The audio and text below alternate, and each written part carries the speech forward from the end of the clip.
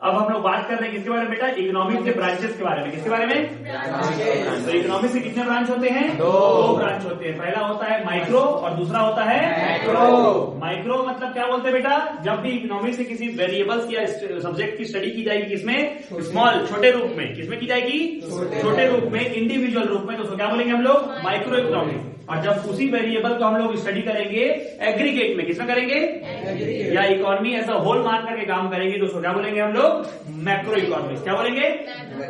अब कुछ डिफरेंसेस हम लोग देख लेते हैं। जैसे पहला डिफरेंस, अगर बात करते हैं फादर के बारे में, किसके बारे में बेटा? फादर। तो माइक्रो इकोनॉमिक्स के फादर कंसीडर किए जाते हैं एडम स्मिथ। किनको बोला जाता है? Adam Smith. जबकि मैक्रो इकोनॉमिक्स के फादर कौन कहे जाते हैं? John Maynard Keynes. किनको बोला जाता है बेटा? जॉन मेनार्ड कीन्स को। अल्टरनेटिव नेम के बारे में बात कर लेते हैं। किसके बारे में बात करते हैं? अल्टरनेटिव। और किस नाम से जाना जाता है इनको, तो ध्यान रखना, microeconomics is also known as price theory. किस नाम से जाना जाता है बेटा? Price theory. जबकि macroeconomics is also known as income theory. किस नाम से जाना जाता है? Income theory. इनकम थ्योरी के नाम से। अब अगला कंसेप्ट पे बात कर लेते हैं। कंसेप्ट क्या कहता है बेटा? कंसेप्ट कहता है कि जब भी हम लोग माइक्रो की स्टडी करेंगे तो मैक्रो के वेरिएबल्स क्या हो जाएंगे? कांस्टेंट हो जाएंगे। और जब मैक्रो की स्टडी करेंगे तो माइक्रो के वेरिएबल्स क्या हो जाएंगे? कांस्टेंट हो जाएंगे। तो बस यहां पर लिख लीजिए, study of micro economics, macro variables to be remain constant. ठीक है, क्या लिखेंगे?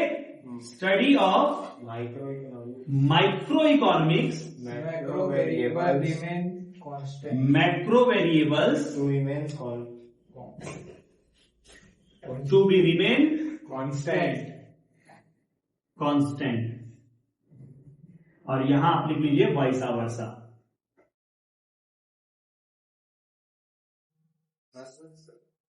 इसका मतलब आप समझते होंगे, इसके ठीक विपरीत है ना।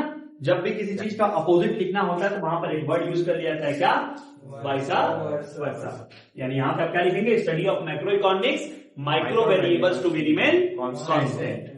एक आप लोग मीनिंग लिख लीजिएगा और एक लास्ट डाल लीजिएगा बेटा, क्या? एग्जाम्पल। बताइए माइक्रो का एग्जाम्पल क्या हो जाएगा? Price determination.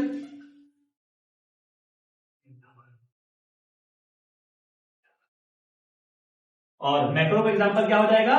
National income, budget, census, है ना। ये सारे एग्जाम्पल्स किसके हो जाएंगे बेटा? मैक्रो के। ठीक है, यहां तक की बात होगी। इसके बात करते हैं इकोनॉमिक्स के एक सबसे मेन टॉपिक के बारे में, जिसका नाम है फैक्टर्स ऑफ प्रोडक्शन। किसके बारे में बात करेंगे? Factors of production. Factors of production. Production के टोटल कितने फैक्टर होते हैं बेटा? 4। कितने फैक्टर माने गए हैं? 4 फैक्टर। कौन कौन से फैक्टर होते हैं? Land, labour, capital, entrepreneurship. Land, labour, capital और एंटरप्रेन्योरशिप। ये 4 हमारे क्या माने गए हैं? फैक्टर्स ऑफ प्रोडक्शन माने गए। और इन सभी के सभी फैक्टर्स ऑफ प्रोडक्शन पर कुछ ना कुछ इनकम की जनरेशन होती है, कुछ ना कुछ इनकम जनरेट होता है। और इसी इनकम को कहा जाता है क्या? Factor income. क्या कहा जाता है? Factor income. अभी जब आगे चल के आप लोग नेशनल इनकम पढ़ेंगे तो उसमें हम लोग इनकम के बारे में बात करेंगे कि इनकम कितने टाइप की होती है। 2 टाइप की होती है।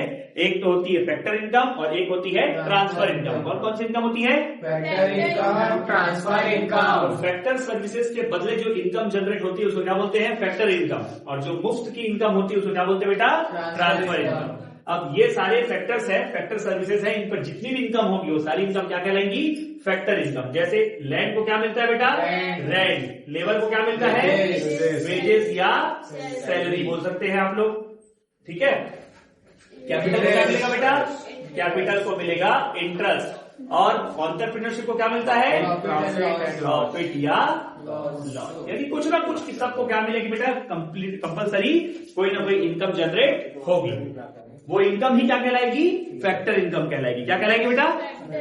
तो अभी जैसे हम लोगों ने बात किया किसके बारे में? इकोनॉमिक्स के बारे में। किसके बारे में बात किया? इकोनॉमिक्स। तो इकोनॉमिक्स से कितने ब्रांच होते हैं? 2 ब्रांच होते हैं। कौन कौन से होते हैं? माइक्रो और मैक्रो, है ना। इन दोनों के बारे में डिफरेंस देख लिया हम लोगों ने। फिर बात की हम लोग किसके बारे में? फैक्टर्स ऑफ प्रोडक्शन के बारे में। फैक्टर्स ऑफ प्रोडक्शन कितने होते हैं? 4। कौन कौन से होते हैं?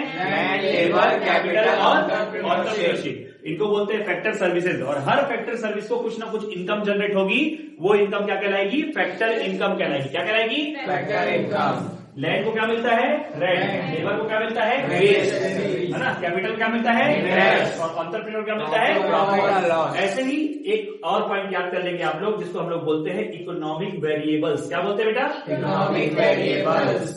तो इकोनॉमिक वेरिएबल्स जो होगी वो टोटल मिला के कितने टाइप की होगी? 4 टाइप की होगी। कितने टाइप की होगी बेटा? 4। जिसमें सबसे पहला होता है कंजम्पशन। क्या होता है बेटा? कंजम्पशन। दूसरा होता है आपका प्रोडक्शन। क्या होता है? प्रोडक्शन। तीसरा होता है डिस्ट्रीब्यूशन। क्या होता है? डिस्ट्रीब्यूशन। और चौथा और लास्ट होता है एक्सचेंज। यानी ये वो 4 चीजें हैं जिनके बिना कोई भी इकोनॉमी रन नहीं कर सकती।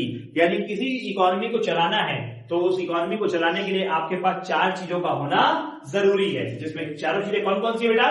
कंजम्पशन, प्रोडक्शन, डिस्ट्रीब्यूशन और, रिपीट कीजिए, कंजम्पशन, प्रोडक्शन, डिस्ट्रीब्यूशन और एक्सचेंज। कंजम्पशन का मतलब होता है किसी चीज को कंज्यूम करना। बताइए, हमको करना है वर्क। क्या करना है बेटा?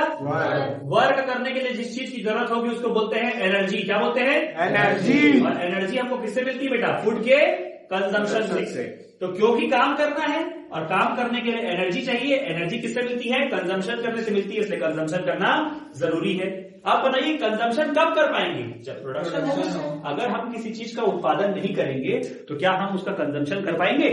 नहीं कर पाएंगे। अगर समोसा बना ही नहीं होता तो क्या आज तक हम लोग समोसा का सेवन कर पाते? नहीं कर पाते।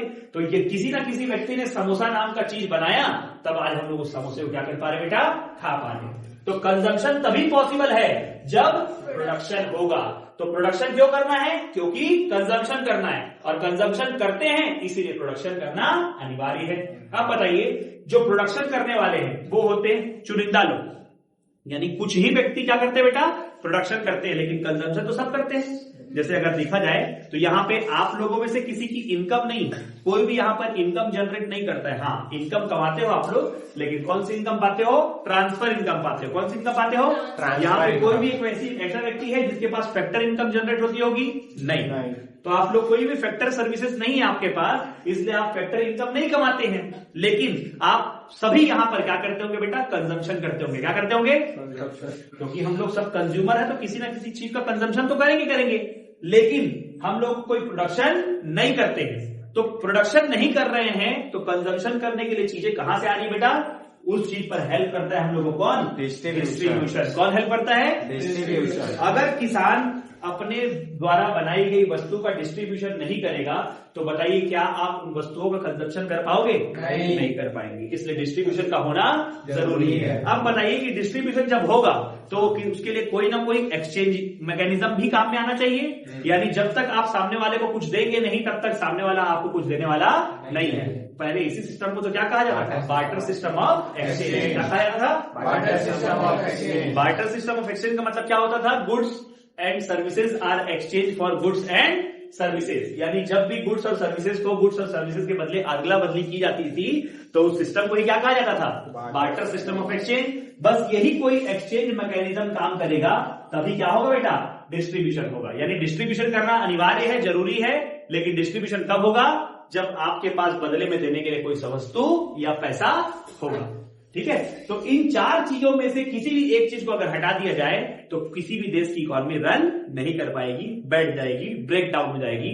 इसलिए इन चारों चीजों का होना क्या है? जरूरी है किसी भी इकोनॉमी। और इन्हीं चारों चीजों को क्या कहा जाता है बेटा?